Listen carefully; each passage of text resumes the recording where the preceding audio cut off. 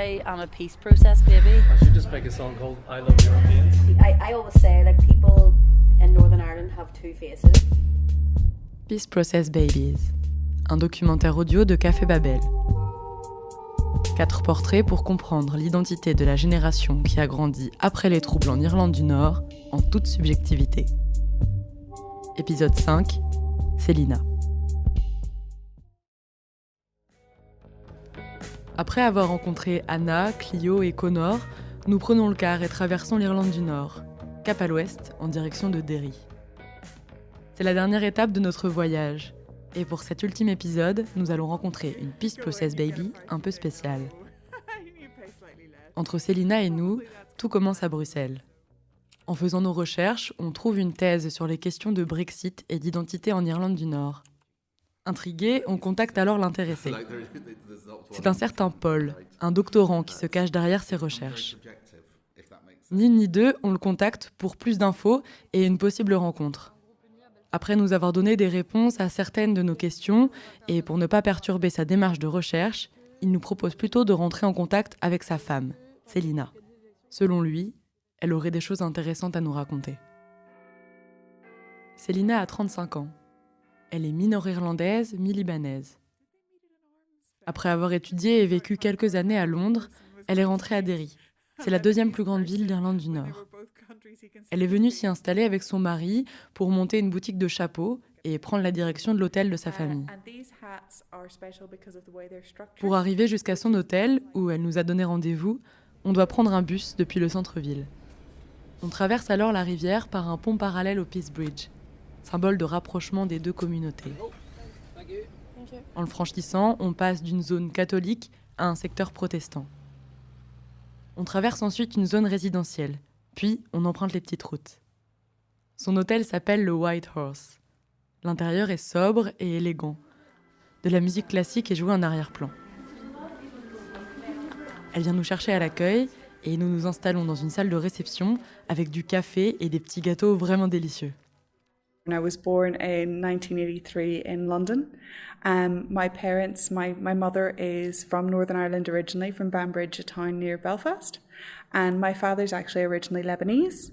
They met in the hospitality trade in London. And when I was born, they realised that the hospitality trade in London, they're never going to be able to own their own business. You know, they didn't have that sort of money. They were also very aware that education is really expensive over there. And my mother said, look, in Northern Ireland, education is free. It's of a really good quality. We can have a good lifestyle. We can have a house with a garden instead of a flat. So when I was 3 weeks old, they moved back to Northern Ireland. And from there, my father went on, he started off as a food and beverage manager and eventually bought his first hotel, which was the Everglades Hotel, which is just about 3 miles from here, really just outside of the city centre of Derry, Londonderry. And he went into partnership and ended up owning a number of hotels, which was called the Emerald Hotel chain. And his claim to fame then is that he was a part owner of the Europa Hotel in Belfast. It's still standing. You may have passed it. It's right by the bus station, which prior to the Iraq War was the most bombed hotel in the world. So that's his claim to fame back in the time of the Troubles. So the joke here has always been only a Lebanese man would come to Northern Ireland to buy hotels. It's a different prospect during those times of Troubles, which thankfully are for the most part behind us. Si Célina est une Peace Process Baby un peu spéciale, c'est parce que contrairement aux autres, elle n'était plus tellement un bébé au moment de la signature des accords de paix, le Good Friday Agreement.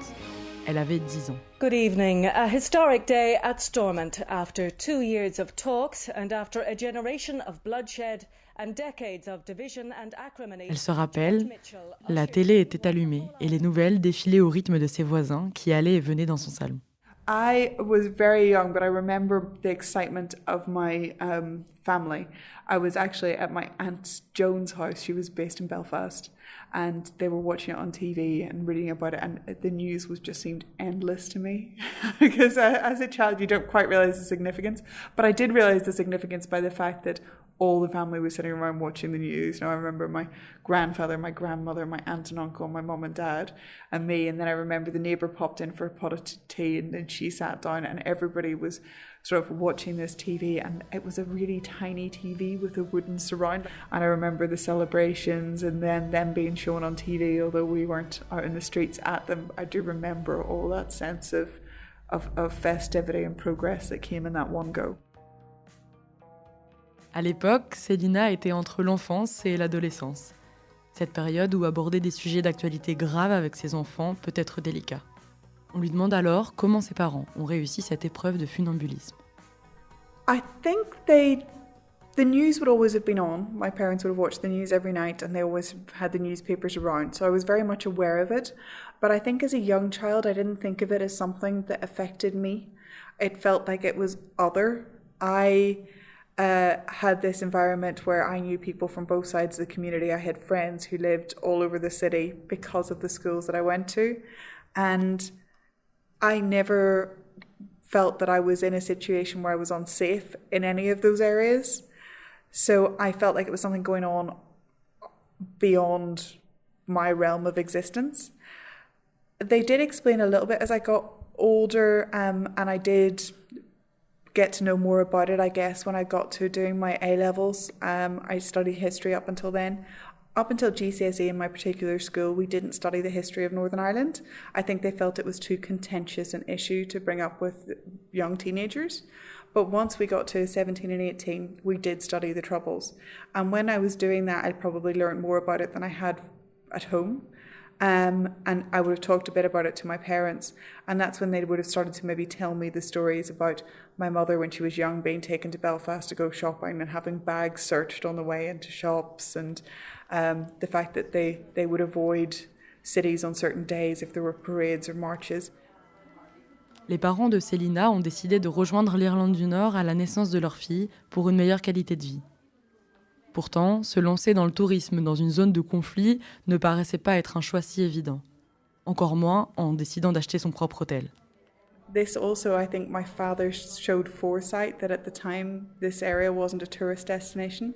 It's got an amazing history. It's got some fantastic monuments that you can visit. It's entirely walled. Their walls are 400 years old this year. So there's a lot to see and do. But back then people weren't coming here as a tourist. So he was probably a little bit ahead of his time in seeing this opportunity, and partly that probably came from a Lebanese background, a country that had been through war before and built and fallen and built and fallen. He could see opportunity that might take a long time to realise. Pendant les troubles, Derry était très divisée. En effet, la ville est tristement connue pour le Bloody Sunday, le massacre dans lequel 14 personnes ont trouvé la mort face aux soldats de l'armée britannique en 1972. Ça s'est déroulé dans le Bogside, une banlieue de Derry, bastion catholique républicain et fief de l'IRA. Le quartier se démarquait encore plus car il s'organisait en enclave autonome sous le nom de Free Derry. Ce jour-là, on a envie d'avoir une idée un peu plus claire de la situation actuelle. Est-ce que la ville porte encore des marques de cette division géographique, par exemple ? On amène donc une carte à Célina. On lui demande d'indiquer les endroits où elle va habituellement, puis ceux où elle ne va jamais. In terms of no-go areas, I don't really think there are any that I'm aware of. It's a city where if you're not involved in the trouble you're of any sort, so if you're not involved in those things like sectarian activity or in drugs, then people seem to fight amongst themselves, and it seems very rare that anyone's ever caught in any crossfire. So I feel like it's a safe city, and there isn't a street I can think of that I wouldn't walk down at any time of the day or night. I don't identify particularly with one side of the community or the other because of my mixed heritage background, so I've never felt any concern about going to any council estate. It's well, apart from anything else, I always figure you can't tell by looking at someone what they might think, and they're all people. It's not a problem. So there's nowhere in the city that I wouldn't go. La particularité de la ville de Derry, c'est qu'elle se trouve à la limite entre la République d'Irlande et l'Irlande du Nord. Cette frontière, on l'a sillonnée avec Hélène. Pour ça, on a emprunté une route qui ressemble à une nationale et par laquelle on se retrouve très vite en pleine campagne. En seulement 10 minutes de route, on a passé la frontière plusieurs fois sans même s'en rendre compte. like you don't realize you've crossed the border into a different country, other than the sign limits have gone from miles per hour to kilometers per hour, and the prices change from pounds to euro. But you might not even notice that, because many of the border businesses will take both. So that sense of being part of a community that extends over a border is really interesting, especially at the minute whenever people are talking about Brexit. It's so important to us because so many people travel this border. And the border, it's not across a desert, it's not a straight line, it follows little roads and streams. So for someone to take the quickest route to work, they often cross the border 2 or 3 times because it waves so much. And for them, if we were to suddenly change border regulations, like their life is completely different. And it's not something that I think the business community would like to see, or it would interrupt people's day-to-day lives. Depuis le début de l'épisode, on vous parle de Derry parce que c'est comme ça que presque tous les gens qu'on a rencontrés nomment la ville. Les nationalistes préfèrent Derry, alors que les unionistes diront plutôt Londonderry. Au début de notre séjour, Noé, vous vous rappelez Noé, c'est mon ami breton qui nous héberge et nous sert de fixeur. Enfin, il nous raconte que ça peut aussi bien être un sujet de plaisanterie au comptoir qu'un bon prétexte pour démarrer une baston. Is it Derry or Londonderry or both? Well, coming from a tourist perspective, on the White Horse brochures we will always write Derry, Londonderry. I think if you go to the council buildings, it will be Derry, Londonderry, Dwar, being the Irish for the Oaks. Now with the new Language Act that's coming into Parliament, one of the reasons why Stormont's back up and running, perhaps it will have to be in English, Irish and in Ulster Scots. So I think our names are getting more rather than fewer. I personally use Derry a lot. It's shorter. It's also things like the junior chamber I'm involved in. It's JCI Derry. But then I'm a member of the Chamber of Commerce, and that's the Chamber of Commerce London. That's the Londonderry Chamber of Commerce. So there's still this sense of different names. I think now people really just don't want to have to worry about it. So maybe we should choose a new one. But you don't want to lose the history. Peace Process Babies. Épisode 5, Célina. À Derry, on portait et on porte toujours l'uniforme en classe. Un différent pour chaque école. Vert pour les catholiques, bleu pour les protestants. Et un étrange mélange pour l'école mixte de Célina. Dans cet extrait, elle nous parle de son rapport à l'uniforme et de comment elle s'en est libérée. Vous remarquerez son vocabulaire quand elle évoque les vêtements, les coupes, les textures. On sent la patte de la chapelière. Each school had a different uniform. So my school uniform was a really interesting one because it was a school that had formed from the amalgamation of a boys' school and a girls' school. So by the time I went, it was mixed gender, mixed sex, and also mixed religion.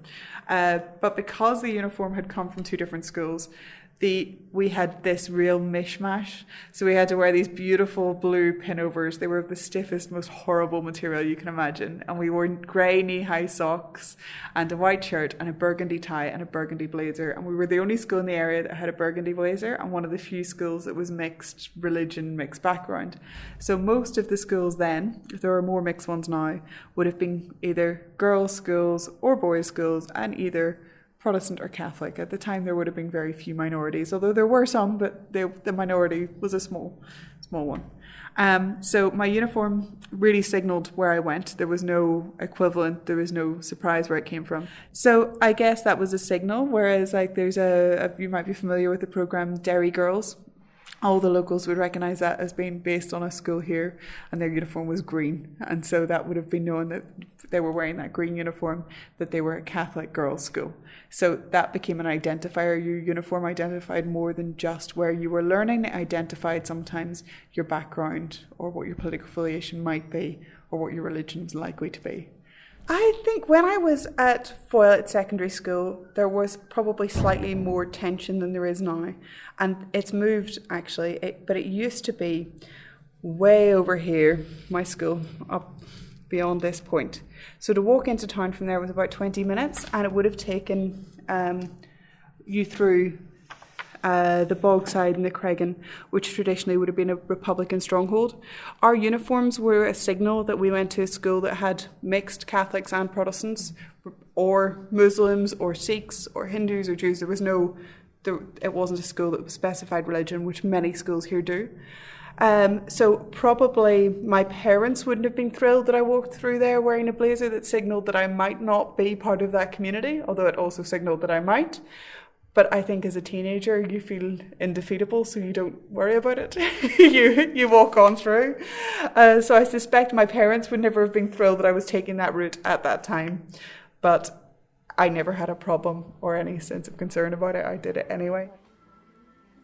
Si les parents de Célina ont cherché à la protéger des divisions entre communautés, eux n'ont pas eu peur de cultiver leurs différences. Son père, notamment, a réussi à en faire sa force.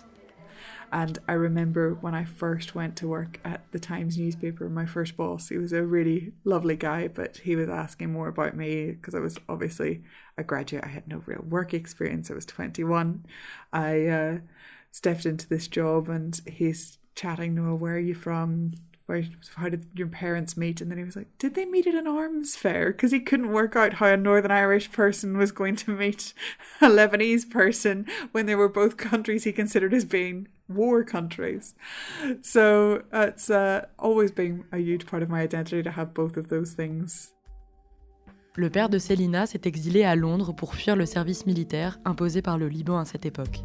Quant à sa mère, elle est arrivée dans la capitale anglaise en pleine période de troubles. Comme dans les épisodes précédents, on s'est intéressé à la construction de l'identité de nos Peace Process Babies. Ici, on a d'abord questionné Célina sur la manière dont ses parents ont réussi à construire leur identité au-delà du conflit. I think that they both wanted to leave where the conflict was. Like my father wanted to leave to avoid conscription. He did not want to be a soldier in a war that I don't know that he believed in. He certainly has never suggested that he did. My mother left to get out of the conflict in Northern Ireland. They both wanted to form their identity beyond those conflicts, I think. And as a result, I think that they did identify mainly as part of a country rather than ever choosing to identify themselves by a religious or political group, just from a geographical location, because they were proud of that side and their landscapes and their old history. Like my father's so proud that Lebanon is the oldest producer of wine in the world, and it's something that he will always tell people about because Lebanese wine is excellent. My mother will always talk about driving along the coast when she was a child and going up to the Mourne Mountains, which are an area of outstanding natural beauty, and it's just stunning. But they do identify, I think, more with the sense of place and the family rather than with that political side of things. I think it made them resilient, and that's how they ended up, despite the fact that they came from working class backgrounds, being able to own their own business, because you just had to keep going whenever you grow up in a situation where there is that conflict going on around you.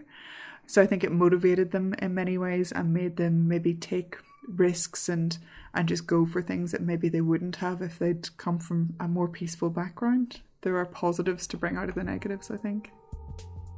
Pour finir, et pour la dernière fois, on pose notre traditionnelle question. Where are you from? D'où viens-tu? I am from... You say it's a simple question, but whenever you have a mixed heritage and you've lived in different parts of the world, I don't know how to answer it quickly, but I think I would say to somebody I met tomorrow, if they said, where are you from? I'd say I'm from Derry. Après avoir quitté Célina, on court pour rattraper le bus. On l'attend, il ne passera jamais. Après une tentative de stop peu concluante, on se résigne à prendre un taxi.